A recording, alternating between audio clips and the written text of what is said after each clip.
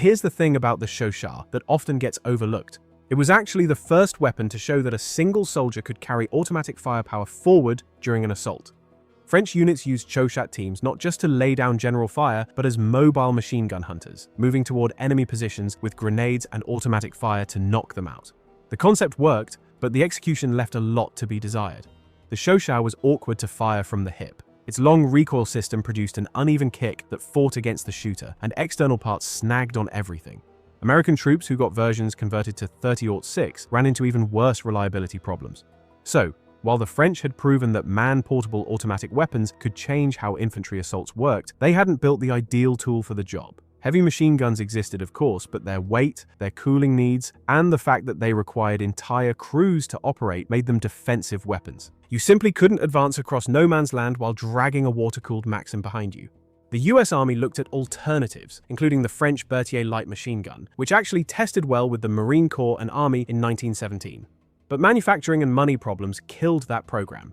In the end, the job of building a purpose-made automatic rifle for what they called walking fire went to John Moses Browning. And by this point in his career, Browning had decades of experience designing firearms across multiple systems.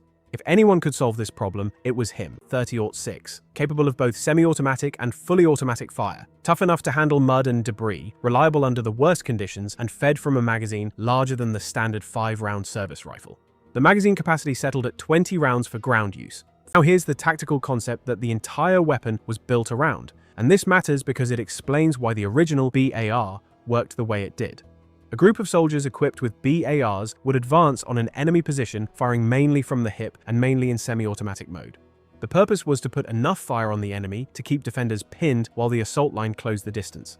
You were trying to make every German in that trench keep his head down instead of shooting at you. Then, once the assault got to very close range, the selector would be switched to full automatic for short, intense bursts during the final rush and the trench fighting that followed.